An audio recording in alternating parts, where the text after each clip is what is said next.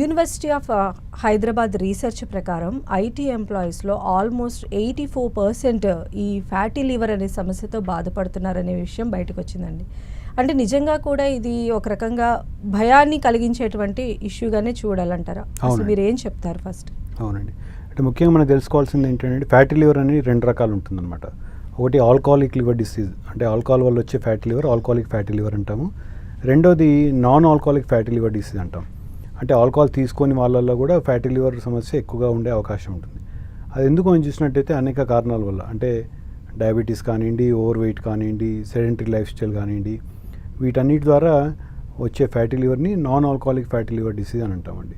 మీరు అన్నట్టు ఇది అంటే ఐటీ ఎంప్లాయీస్లో కాకుండా జనరల్గా అక్రాస్ ద వరల్డ్ అండి non alcoholic fatty liver disease అనేది చాలా ఎక్కువగా చూస్తున్నాం ఇవాళ రేపు.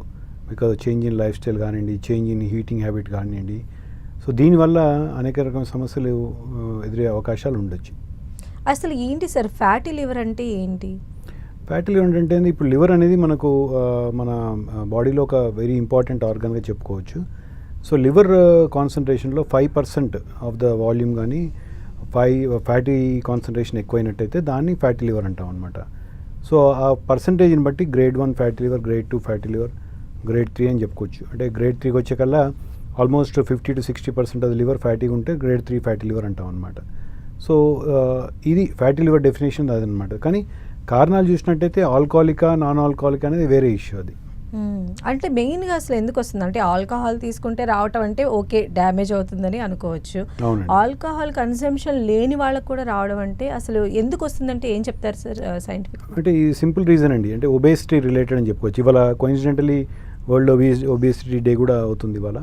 సో దీనివల్ల మనం తెలుసుకోవాల్సింది ఏంటంటే అండి, ఒబేసిటీ ఉన్నప్పుడు ఓవర్ వెయిట్ ఒబేసిటీ, దానివల్ల ఎక్సెస్ ఫ్యాట్ ఉంటుంది. ఆ ఎక్సెస్ ఫ్యాట్ ఎక్కడ డిపాజిట్ అవ్వాలి?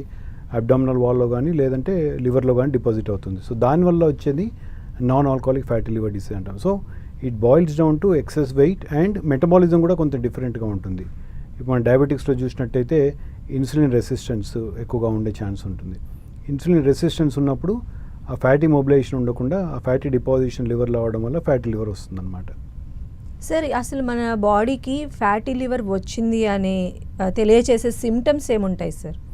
ఫ్యాటీ లివర్ సిమ్టమ్స్ ఏముండవండి. ఇంట్రెస్టింగ్లీ చూసినట్టయితే చాలా మటుకి మనం ఇవాళ రేపు అల్ట్రాసౌండ్ చేసుకున్న వెంటనే పేషెంట్ పరిగెత్తుకుంటూ వస్తారనమాట. నాకు గ్రేడ్ 1 ఫ్యాటీ లివర్ వచ్చింది, గ్రేడ్ 2 ఫ్యాటీ లివర్ వచ్చిందని. చాలా కోఇన్సిడెంటల్గా గమనిస్తే మనం అది ఇన్సిడెంటల్గా వచ్చే ఫైండింగ్. అది ఫ్యాటీ లివర్ పర్సే, అంటే ఫ్యాటీ లివర్ ముఖ్యంగా ఫ్యాటీ లివర్ వల్లనే సిమ్టమ్స్ అంటే ఏమి రావు. బట్ ఫ్యాటీ లివర్ ప్రోగ్రెస్ అయ్యి లివర్ డ్యామేజ్ అయినప్పుడు అనేక రకమైన సిమ్టమ్స్ వచ్చే అవకాశం ఉంటుంది. ఓన్లీ ఫ్యాటీ లివర్ ఉన్నప్పుడు మనం బ్లడ్ టెస్ట్ చేస్తేనో లేకపోతే అల్ట్రాసౌండ్ చేస్తేనో దాంట్లో బయటపడి అప్పుడు మనం మెడికల్ అటెన్షన్ జనరల్గా వస్తుంటాం అనమాట. అంటే బాడీ కొలెస్ట్రాల్కి ఫ్యాటీ లివర్కి సంబంధం ఉంటుందా సార్? ఉంటుందండి. అంటే ఈ పార్ట్ ఆఫ్ ఒబేసిటీ అనుకున్నాం కదా. సో కొలెస్ట్రాల్ కానీ ట్రైగ్లిజరైడ్స్ కానీ ఎక్కువ మోతాదులో ఉన్నప్పుడు అవి లివర్లో డిపాజిట్ అవ్వడం వలన ఫ్యాటీ లివర్ వస్తుందన్నమాట.